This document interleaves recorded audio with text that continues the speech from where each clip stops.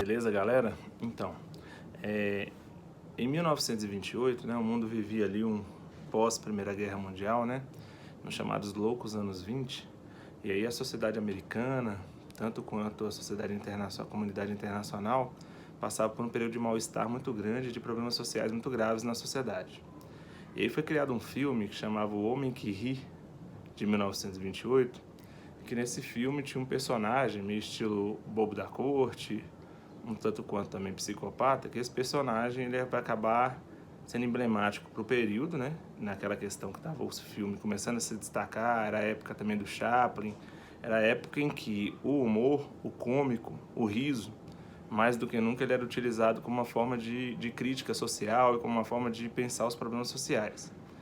É nesse contexto do Homem que Ri que acaba inspirando, né, os produtores depois da DC Comics para fazer o personagem, né, que acaba sendo um personagem do quadrinho,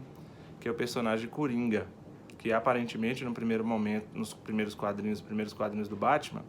o Coringa apareceria como personagem secundário, que provavelmente acabaria, né, morreria, acabaria, ele não teria vida longa como personagem.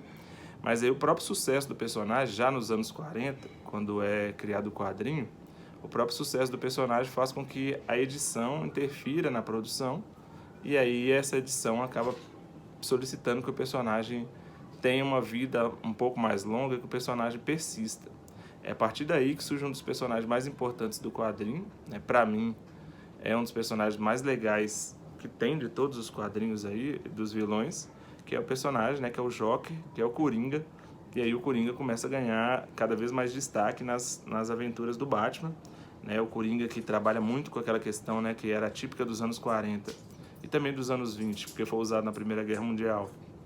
da questão da indústria química, né, nos filmes recentes ele já não trabalha muito com isso, mas essa questão do uso de produtos químicos, além de usar a inteligência, visto que ele não é um vilão com poderes mágicos, né, ou poderes sobrenaturais, ele acaba usando muito produtos químicos, e a própria história dele em si, uma das versões da sua origem, diferente da do filme que a gente vai dar destaque, é a versão de que ele havia, né, caído junto a produtos químicos e ele teve problemas no rosto, e aí por ter problemas no rosto, em oposição ao Batman, né, que é todo correto, empresário, rico, né, de corpo bonito, ele tem deformidades no corpo, e aí ele acaba, né, se caracterizando como o Coringa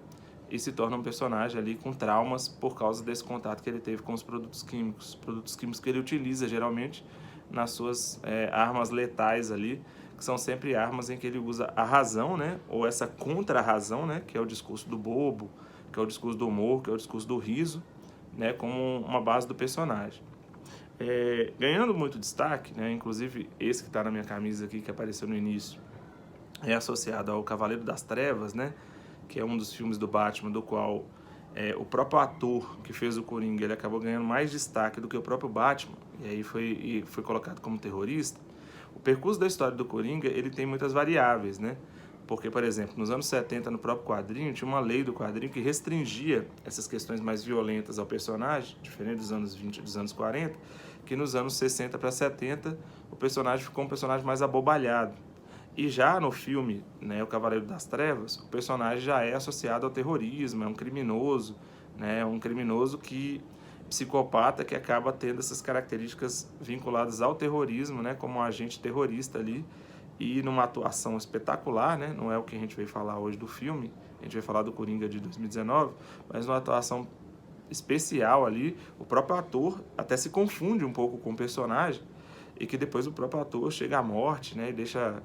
escritos associando ele, a vida dele a do personagem, porque também enlouquece. Ou seja, a própria sociedade também do século XXI, já do século XXI, com Cavaleiros das Trevas e com o filme atual do Coringa, é uma sociedade assim como os anos 20, assim como os anos 40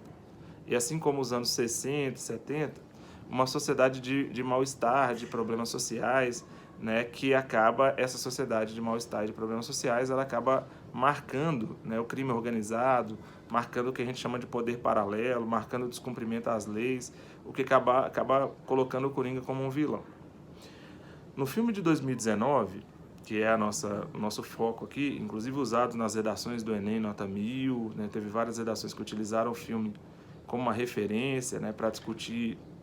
essa questão do próprio uso dos mecanismos digitais na sociedade, né, e conseguiu articular com o filme, mas acho que tem outros temas que dá para articular melhor. No filme de 2019, já é um filme que ele se reporta, ele é criado desde 2016, e ele se reporta na atualidade a essas crises que são vivenciadas no mundo, do qual a assistência social ela não é dada em detrimento do lucro, em detrimento do lucro das empresas, do lucro dos empresários, do qual o próprio Batman é um dos símbolos em Gotham City.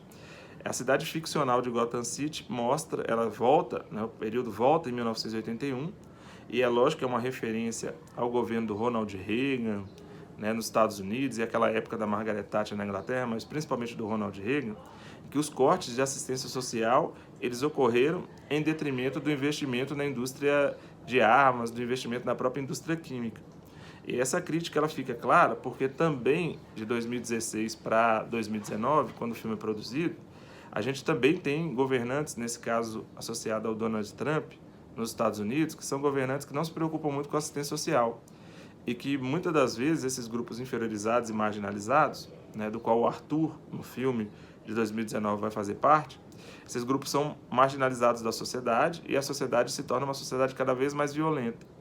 E aí é feita uma comparação no filme de 2019 com os anos 80, neste caso, que também são os anos de grande mal-estar no mundo. Né? E nesse grande mal-estar no mundo, naquela época, nos anos 80, de políticas neoliberais, né, ditas neoliberais, belicistas, né, que não se preocupam muito com as questões sociais. Aí no filme,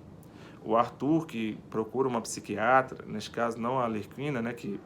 é uma outra história aí que depois a gente veio falar para vocês aí do Aves de Rapina, no filme você tem o Coringa, né, ou o personagem enlouquecido, mas muito em função dos problemas que são vivenciados por ele, dos problemas sociais que são vivenciados por ele. Inclusive existe até a sugestão de que a sua própria mãe tenha sido abusada pelo pai do Batman, e que talvez ele fosse irmão do Batman, ou se não abusada, que a sua mãe era inferiorizada pela família Wayne, né, e aí a família Wayne ela acabava inferiorizando a sua mãe, ou de ele mesmo, na condição de louco, de psicopata, né, e ele acaba assassinando a sua própria mãe no percurso do filme, né. O filme faz algumas críticas à sociedade e às mazelas da sociedade, dessa questão da relação patrão-empregado, neste caso da mãe, da relação do patrão com a possibilidade de abuso sexual, da relação dele enquanto alguém que quer fazer humor, mas que é explorado por grupos vinculados ao humor, né? Inclusive tem até o momento do filme que ele mata um dos caras que entregou, né, que tentou vender uma arma para ele, né, no primeiro momento. Ele tenta através do humor, mas ele é roubado, então mostra a violência urbana, mostra os roubos, mostra o processo de ódio e de humilhação que marca o século XXI e que também marcava os anos 80, né, onde ele é humilhado várias vezes, por exemplo, no próprio transporte público, e aí as pessoas humilham ele, e daí vai decorrendo esse processo de loucura, né, e essa loucura quase que uma loucura social, né, como diria lá o Durkheim, vai desenvolvendo essa ideia de loucura nele, e que também tem uma crítica muito legal aos programas, né, sensacionalistas ou programas ditos de humor, onde você tem alguns personagens que querem usar dessas figuras populares para ganhar dinheiro nos programas. Ele vai no programa de televisão, acaba ganhando a mídia e acaba matando, um pouco estilo V de Vingança, ele acaba matando, e ao matar o apresentador, né, que era apresentador até que sua mãe gostava do programa, ele acaba ganhando notoriedade, ganha mídia, e várias outras pessoas da sociedade que também começam a simpatizar com o próprio Coringa, com o próprio personagem que ganha os jornais e que ganha a mídia, elas começam também a usar a mesma máscara, nesse caso usar, né, os mesmos disfarces ali. Ele na verdade pintava o rosto, maquiava, mas as pessoas começam a usar o disfarce e começam a se simpatizar com as ações violentas, né, do personagem, do Arthur, que se transforma no Coringa, principalmente quando ele ganha a mídia, né? Que é uma outra questão importante, que marca os anos 80, mas que marca muito o século XXI, que é como que esses personagens eles acabam ganhando notoriedade. Inclusive o filme foi visto, né, por milhares de pessoas, foi premiado, o filme ganhou, foi sucesso de bilheteria, chegou à casa dos bilhões ali de lucro, né, o filme de 2019, né, que conta essa história de um personagem que é excluído da sociedade, que é marginalizado e que vai ganhando essas características mais violentas. Aí, para a redação, uma discussão que seria bem interessante trazendo para o Brasil, a história do Coringa, personagem de ficção, ela é muito parecida com a do Lima Barreto. E vocês lembram que eu voltei nos anos 20, em 1928, com O Homem que Ri, e aí queria fazer essa relação com o Lima Barreto, porque como o Lima Barreto também vive esse início de século, só que no Brasil, o sistema de manicômio, né, o sistema de manicômio também considerava pessoas que pensam diferente da sociedade, ou pessoas que buscam outras alternativas, como marginais no Brasil. Né? Porque mesmo que no Brasil tivesse a Constituição de 1891, que é a Constituição Republicana e a Proclamação da República, muitas pessoas usavam aquelas políticas que eram políticas de manicômio, onde as pessoas ficavam presas no manicômio, e muitas das vezes quando a pessoa bebia, ou usava droga, ou mesmo pensava de forma diferente, que é o caso do próprio Lima Barreto, essa pessoa ela era perseguida, né? E o Lima Barreto chegou a ser internado também no hospício como louco. E aí tem um livro bem legal que chama Cemitério de Vivos, do Lima Barreto, além do próprio Triste Fim de Policarpo Quaresma, que o Lima Barreto usa, no melhor estilo Michel Foucault, A História da Loucura, ele usa aquelas perspectivas que são perspectivas de uma pessoa que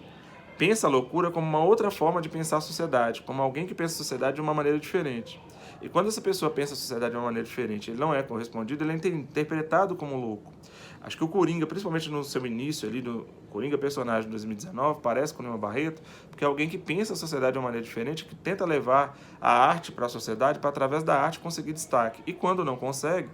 é aprisionado pela sociedade, não aprisionado, encarcerado, mas é aprisionado pela sociedade e é marginalizado. Muito semelhante ao que acontece com a própria história da biografia do Lima Barreto, que é escrita pela Lili Moritz Schwartz, que também dá para fazer esse diálogo com o próprio filme. Além do próprio Michel Foucault com a História da Loucura, né? Que o Michel Foucault diz que a loucura ela é histórica, então ela é construída socialmente. E como ela é construída socialmente, ela é sempre marcada de períodos em períodos. O Michel Foucault até fala do Don Quixote, né, que é uma razão diferente do racionalismo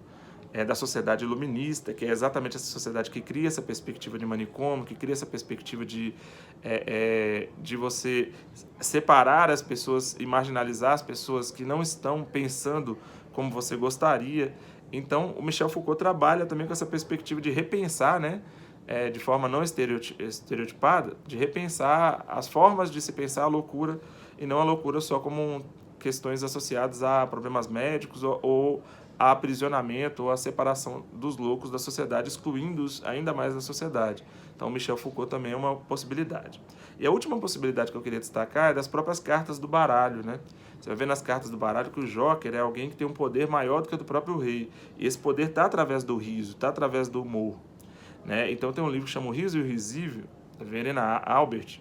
e tem um outro livro também do Henry Bergson, né, que chama O Riso, que eles trabalham muito com essa ideia do riso e do humor, né, e da sátira, do cômico, como uma forma de destruir padrões sociais, de repensar a sociedade num outro viés. E isso está muito presente nas cartas de baralho e na própria personagem do Bobo da Corte, que é muito discutido naqueles estudos ali da Idade Média e da Idade Moderna, como alguém que pode colocar sob interrogação a sociedade que está posta. Neste caso, é claro, do Coringa, a sociedade capitalista, essa sociedade que muito mais exclui do que inclui, cujas suas bases são do período do Iluminismo, né? E que o Coringa, como um personagem bem pós-moderno, coloca isso bastante sob interrogação. Então assistam aí o Coringa de 2019, procure articular com esses autores, com alguns desses autores, que ele pode ser muito útil para vários temas de redação aí,